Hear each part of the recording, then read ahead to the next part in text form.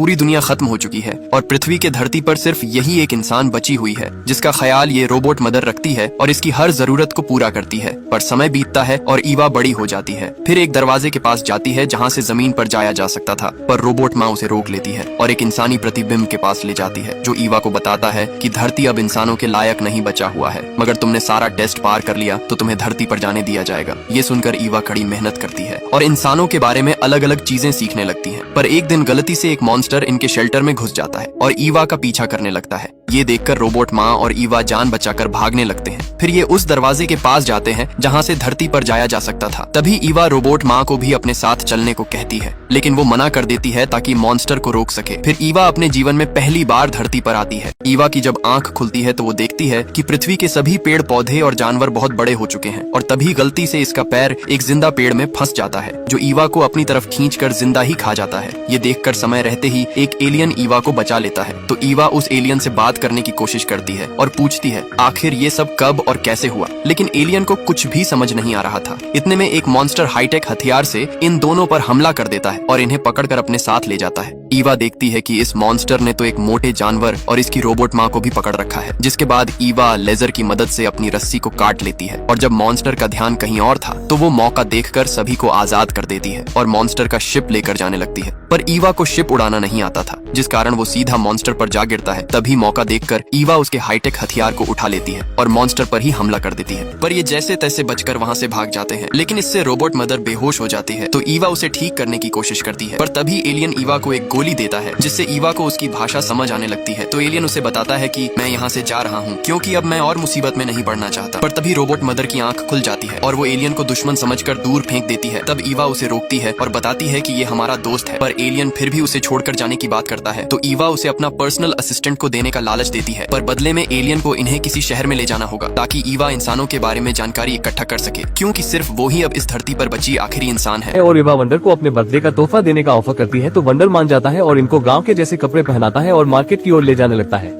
जहाँ जाकर इनको पता चलता है कि अगर कुछ भी किसी से पूछना है तो उसके लिए कॉइन देने पड़ते हैं। कॉइन के लिए ईवा रेस लगाती है और अपनी सीखी हुई तकनीक से उस रेस को जीत जाती है, जिससे इनको कई सारे कॉइन मिलते हैं। कॉइन को देकर इनको रहने के लिए रूम मिल जाता है, जहाँ रात को एक लड़की पेड़ की तरफ इशारा करके कहती है कि यहाँ एक जादूगर लेडी रहती है जो लोगों के हर सवालों का जवाब देती है। ये सुनकर ईवा उस लेडी के पास जाती है और इंसानों के बारे में पूछने लगती है। लेडी कुछ बताने से पहले ईवा का दिमाग पढ़ने लगती है, जिसमें लेडी को पता चल जाता है कि ईवा एक इंसान है, इसलिए लेडी उसे कुछ न बताकर पानी में धक्का दे देती है। लेकिन आरू ईवा को पानी से बचा के बाहर निकाल देती है। वहीं आसपास के लोगों को भी ईवा के बारे में पता चल जाता है कि ये एक इंसान है, जिस वजह से घर का मुखिया ईवा को फंसाकर इस मॉन्स्टर को बुला लेती है। लेकिन ईवा मॉन्स्टर के हाथ नहीं आती और मॉन्स्टर को चकमा देकर यहाँ से भाग जाती है और मदर के पास जाकर यहाँ से कहीं और जाने को बोलती है। तो मदर कहती है तुम अपने पुराने घर चलो, वहाँ तुम सेफ रहोगी। लेकिन ईवा कहती है कि मुझे अपनी पूरी जिंदगी वहाँ नहीं बितानी, जिस पर ईवा एक प्लान बनाती है और इस बार खुद मॉन्स्टर के पास जाकर अपने को पकड़वा लेती है। मॉन्स्टर इसको पकड़कर इंसानों के शहर ले आता है, जहाँ का राजा एक इंसान को देखकर काफी खुश होता है और कहता है अब हम इंसानों पर एक्सपेरिमेंट करेंगे। जिसके बाद राजा के कहने पर ईवा को ये से ले जाया जाता है,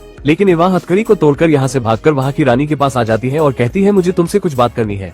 रानी के कहने पर ईवा इंसानों के बारे में पूछने लगती है, तो ईवा इस पर उसे अपने फादर के स्टोर रूम में ले जाती है, जहाँ रानी के फादर अपनी हर कीमती चीजें रखा करते थे। ईवा इन सब चीजों को देखकर समझ जाती है कि पक्का कुछ इंसान अभी भी इस धरती पर मौजूद है, बस उनका पता नहीं है। जिसके बाद रानी का सबसे ताकतवर और वफादार रोबोट आ जाता है, जो रानी को नैनोटेक कार देता है, जिसमें दोनों बैठकर बचे हुए इंसानों को ढूंढने जा रहे होते हैं। तभी राजा के चेले आ जाते हैं, जो ईवा को जबरदस्ती उठाकर ले जाते हैं और एक लैब में बंद कर देते हैं, जहाँ ईवा की मुलाकात एक प्यारे से कीड़े से होती है। कुछ देर रहने से दोनों की दोस्ती हो जाती है और कीड़ा जैसे तैसे ईवा को उस ग्लास से बाहर निकाल देता है। इस बार ईवा अकेली ही भागने लगती है, लेकिन चेले फिर इसको पकड़ लेते हैं। लेकिन इस बार रानी का रोबोट इसको उन चेलों से छुड़ा देता है और वही रानी भी कार को लेकर आ जाती है। जिसके बाद रानी ईवा को इंसानों के शहर की इन्फॉर्मेशन देकर यहाँ से जाने को बोलती है। जिसके बाद ईवा कार चलाकर इस शहर से बाहर आ जाती है और चलते चलते ईवा को मदर की कुछ इन्फॉर्मेशन मिलती है, जिसके बाद ये मदर को भी अपने साथ ले लेती है और आगे चलते चलते वंडर और आरू भी मिल जाते हैं। जिसके बाद ये सब ब्रिज पार करके दूसरे शहर की ओर जाने लगते हैं, लेकिन तभी ब्रिज टूट जाता है और ये सब वहीं फंस जाते हैं। जिसके बाद इनको कोई रास्ता नहीं मिलता। ये सब होने के बाद अब ईवा रोने लगती है कि मैंने सबको यहाँ फंसा दिया, लेकिन वंडर कहता है तुम्हारी कोई गलती नहीं है और हम जल्द ही यहाँ से निकल जाएंगे। जिसके बाद इन सबको एक आइडिया आता है, जिसमें ये सब ब्रिज के कोने पर चढ़कर यहाँ से बाहर जाने लगते हैं और आखिरकार सही सलामत ब्रिज को पार कर देते हैं। और अब ईवा उस शहर तक पहुंच गई थी, जहाँ बचे हुए इंसान रहा करते हैं। लेकिन जब ईवा वहाँ पहुंचती है तो ईवा को पता चलता है कि यहाँ के इंसान भी मर चुके हैं। और आखिर इंसान का ईवा को एक खत मिलता है, जिसमें वो कहता है कि हमारी हिम्मत अब टूट गई थी, इसलिए हम नहीं बच पाए। ये पढ़कर ईवा निराश हो जाती है और कुछ देर के लिए अकेले जाकर बैठ जाती है।